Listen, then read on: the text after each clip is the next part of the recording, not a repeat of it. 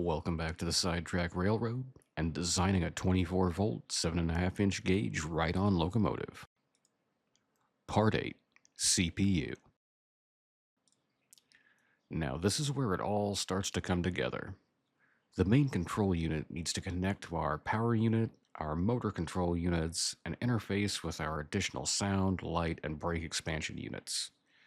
So we need to figure out what are the base features the control unit needs to support, what additional options we can give, and how we can make the system modular and expandable, of course. Now, our required connections are going to be power and motors, because, of course, we're going to need power and we need motors. We're going to need connection to the controller, because, of course, we need to command the locomotive. And then we need all the connections for our additional accessories that we've put off into all of these additional modules. The base options we want to include in our main unit are a speed limiter, of course, the ability to have a master and slave unit if you want to use a multi-unit setup. We can provide a 12-volt accessory for whatever you may want. It can be a cigarette lighter port, a USB port, whatever. We can include our electromagnetic parking brake, enable and disable, whether you've got that or not. We only need one of those, so we're going to include it here instead of the motor controller. We can also give you the 24 volt to 12 volt and 24 volt to 5 volt step down here. And we'll put it in here instead of the power module because the power module may need to be upgraded. And we want to keep the cost down on that as much as we can. And so if we can stick these step down modules over here, then you only have to buy them once. And I think that's a better design. It also means that only 24 volt connections are happening at the power supply and everything else is coming through here.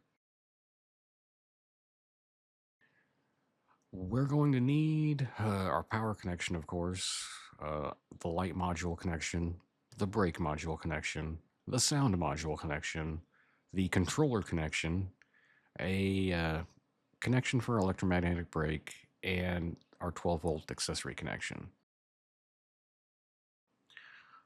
Let's hop into KiCad and take a look at the design.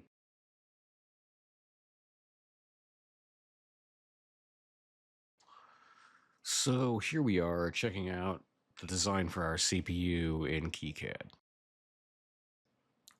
Now, things all are going to start off with our power unit. We're going to be getting our 24 volt power out of there and some battery signal. That is then going to be converted to 5 volt and 12 volt in this unit and sent out to the rest of our units. We want a speed limiter that's going to be tied into our signal for speed control. So this will actually act as a max for our throttle. We also want a master slave switch that's going to cut off signal to our motor controllers or from our motor controllers so they can be driven by an external controller.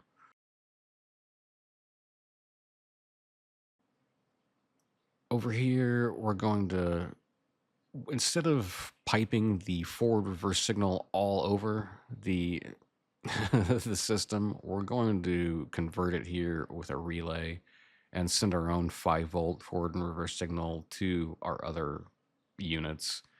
What did we decide needed that kind of stuff? It was let's see. Our sound may need it, I'm sure. Our headlights are going to need it to know which way they're going. We also have our electromagnetic parking brake enable. If you're using that here, we can connect to it right there. And a switch for our 12 volt accessory socket. I don't know if that's going to be, an old car lighter adapter or a USB adapter, something to allow you to maybe charge a phone, whatever you need to do. So next we're going to connect up our motor expansion unit, which is basically just going to be a signal cable that then runs into that and passes through to the next one and passes through to the next one and passes through to the next one and so on, which allows us to expand that as far as we want, as long as the power supply can support it. Now, next we have our controller connection because we want to drive this thing. So here are all of the controller connections we discussed in that unit. With our 20 pin connection, we've got an extra one to do something with. But this allows full dashboard control with the battery gauges or just minimal control through some of these other functions. Next, we have our brake unit connection. We know we want signal for all of this stuff that comes off of our controller. We also are going to need 24-volt power. That's coming out of it can probably come, we can run it out of here or we can run it out of the power unit. It really doesn't matter. We also want some 5-volt as well as the relevant signals. We want our connection for our sound unit, which is going to be more 12 volts and 5 volts than the relevant signals. And our light and power connection, which is going to be more 12 volt, 5 volt, and the relevant signals.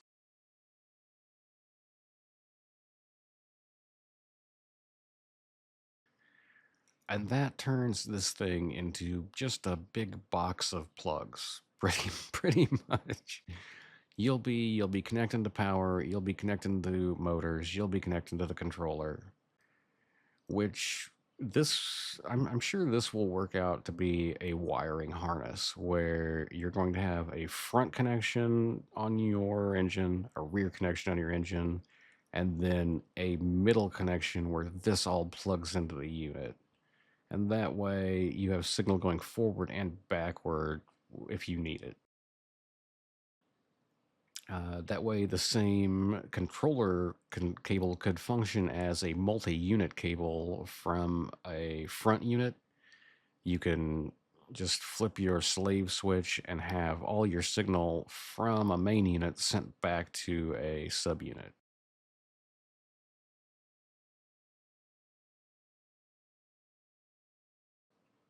We know we're also probably going to want to send some power back through our cars from our light system, some external uh, passenger car lights, as well as maybe some sound.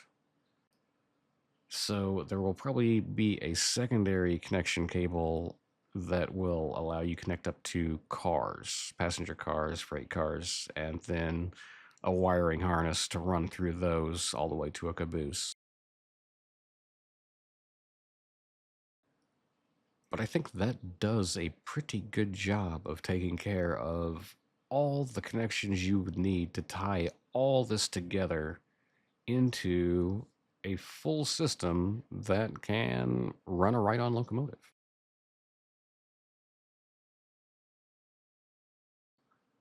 So, I believe we've come up with a fully modular system that can support multiple drive motors and sizes of motor controller. We can provide everything needed outside of the body, a battery, and a set of motorized trucks for someone to create a ride-on locomotive. And the entire system can be easily installed and wired with just a few drill holes. Of course, the problem still is that motorized trucks, the cheapest pair, what, 3 grand out there? Let's say you buy one motorized truck and use a non-motorized truck. You're still looking at $1,500. That, the, that's a bit outside of what I'd like to spend in this hobby at the moment. So I don't see actually building this anytime soon, but it might be possible to prototype a couple of these, put it out there to the live Steam community, and see if there's any interest. It could be a nice open source system that people can use to create their own locomotives. those fantastic machinists out there who can make their own trucks, make their own wheels, make everything, and then wire it up with a couple of car batteries. This is for you guys to have a sophisticated system that you don't have to deal with. It's still wiring and relays like you understand, but it's a bit more up to date.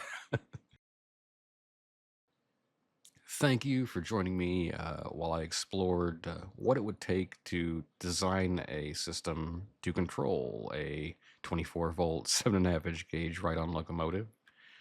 Uh, I'll see you next time.